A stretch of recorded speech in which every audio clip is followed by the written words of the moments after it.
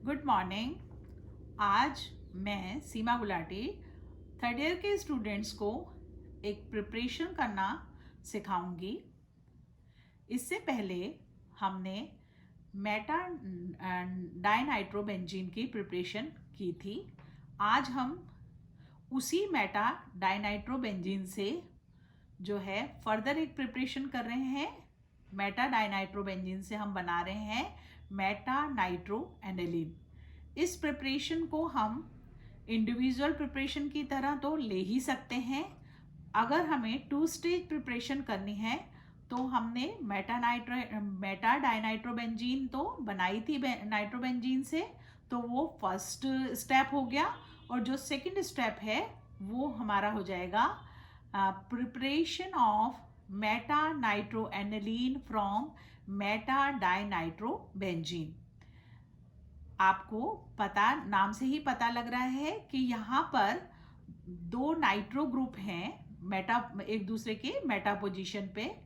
और ये जो नाइट्रो ग्रुप हैं ये हम रिड्यूस कर रहे हैं, एक ग्रुप को रिड्यूस कर रहे हैं और एक जो है वो वैसे ही रहता है, अनरिड्यूस्ड ही रहता है। इसलिए इस प्रिपरेशन में को हम पार्शियल रिडक्शन भी कहते हैं।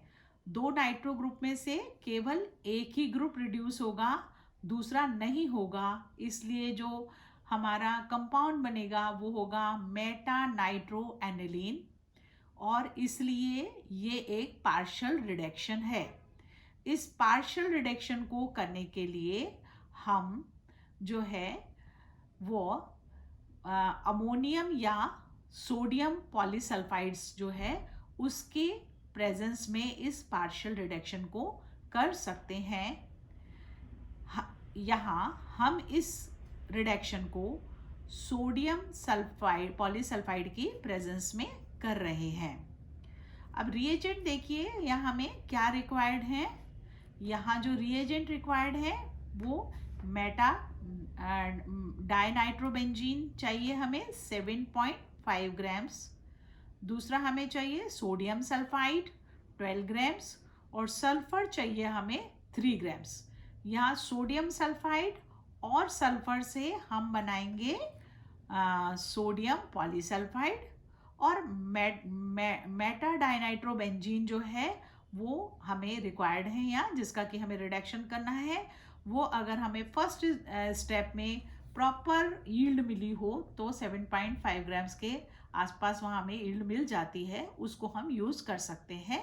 और इंडिविजुअल प्रिपरेशन अगर करनी है इसमें तो हम इसको जो हमारे पास लैब में अवेलेबल होता है मेटा डाइनाइट्रोबेंजीन वो भी ले सकते हैं।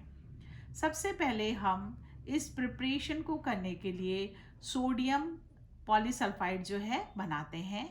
उसके लिए एक बीकर में हम, बीकर आपने सबने देखा ही होगा, तो हम बीकर में 12 ग्राम्स जो है सोडियम सल्फाइड और 3 ग्राम्स सल्फर को 50 सीसी वाटर में मिलाकर और एक बॉईल करेंगे अगर हम इसे, तो एक क्लियर सॉल्यूशन जो है हमें मिल जाता है। तो ये हमारा सोडियम पॉलीसल्फाइड का सॉल्यूशन है। अब हमें क्या करना है, एक राउंड बॉटम फ्लास्क में या बीकर में भी ले सकते हैं क्योंकि हम इसमें डायरेक्ट हीटिंग ही करेंगे, तो आप बीकर ले सकते हैं। इसमें दूसरा भी बीकर में, दूसरे बीकर में हम लेंगे मेटा डाइनाइट्रोबेंजीन जो कि हमने हमारे पास 7.5 ग्राम्स है, उसको 350 सीसी वाटर में बॉईल करेंगे तो वो डिज़ोल्व हो जाएगा। ठीक है। अब ये जब डिज़ोल्व मतलब वो जो है बॉईल करके एक हम सॉल्यूशन बना लेंगे, बॉइलिंग सॉल्यूशन। और इस वाले सॉल्यूशन में जो हमने सोडियम पॉलीसल्फाइड का सॉल्यूशन बनाया है उसको ड्रॉप बाय ड्रॉप डालते हुए, विग्रेसली शेक करते हुए, विग्रेसली हिलाते हुए हम इसमें वो जो सोडियम पॉलीसल्फाइड का सॉल्यूशन है मेटा डाइनाइट्रोबेंजीन के सॉल्यूशन में ऐड कर देंगे। अब इस रिएक्शन मिक्सचर को हम कम से कम आधा घंटा तक बॉईल करते हैं। आधा घंटे तक हम इसे बॉईल करेंगे। उसके बाद इसमें 100 सीसी वाटर मिलाएंगे और फिर इसको 15 मिनट्स तक फिर गर्म करेंगे हम। ठीक है। अब ये गर्म करने के बाद इसको हमें गरम गरम ही छान लेना है। तो उसके लिए हमें क्या चाहिए, जो हॉट वाटर फनल होती है वो रिक्वायर्ड है। और इसको हम, ये जो हमारा रिएक्शन मिक्सचर है, इसको हम गरम गरम ही छान लेते हैं।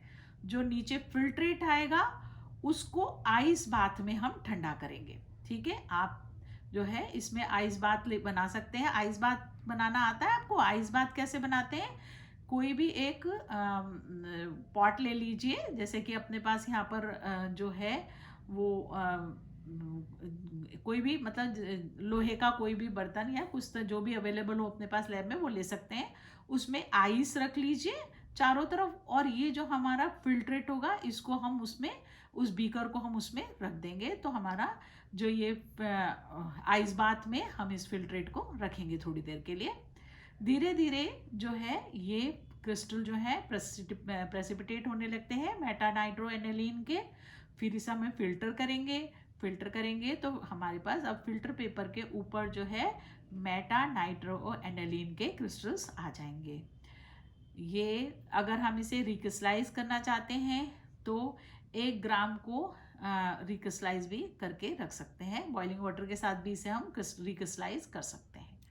अब इस प्रिपरेशन में हमें प्रिकॉशंस क्या रखने हैं, वो ध्यान रखने की बातें देखिए। अब आप प्रिकॉशन में सबसे पहला हमें ये ध्यान रखना है कि जो सोडियम पॉलीसल्फाइड का सोल्यूशन हमने बनाया है उसको हम नाइट्रोबेंजीन का जो सस्पेंशन है उसमें बहुत धीरे धीरे, वेरी स्लोली जो है, और विग्रेसली शेक करते हुए इसको इसमें ऐड करेंगे। नहीं तो मेटा डाइनाइट्रोबेंजीन के जो क्रिस्टल हैं वो सेटल डाउन होने लग जाएंगे। ठीक है, इसके बाद जो दूसरा प्रिकॉशन रखना है वो ये है कि यहाँ पर जो अनरिएक्टेड मेटा डाइनाइट्रोबेंजीन है वो भी मेटा नाइट्रो एनिलीन के साथ जो है प्रेसिपिटेट आउट हो सकती है। इसके लिए हम क्या करेंगे, इसके लिए हम इसको HCl में डिज़ोल्व करेंगे, फिल्टर करेंगे और फिर एक्सेस अमोनिया सॉल्यूशन डालेंगे। तो ये हमें इसके प्योर जो है क्रिस्टल्स मिल सकते हैं। ठीक है, तो इस तरह से आज हमने एक सिलेक्टिव रिडक्शन किया जिसमें एक नाइट्रो ग्रुप रिड्यूस हो जाता है और दूसरा ग्रुप रिड्यूस नहीं होता है। इस रेफरेंस में ये प्रिपरेशन बहुत ही इम्पॉर्टेंट है। 2 स्टेप प्रिपरेशन अगर आप कर समझें तो इसमें दोनों स्टेप्स हो गए हैं। नाइट्रोबेंजीन से हमने मेटा डाइनाइट्रोबेंजीन बनाया, फिर उस मेटा डाइनाइट्रोबेंजीन का जो है पार्शियल रिडक्शन करके मेटा नाइट्रो एनिलीन जो है बनाया है हमने आज। नेक्स्ट हम प्रिपरेशन आपको फिर और कोई बताएंगे। Thank you.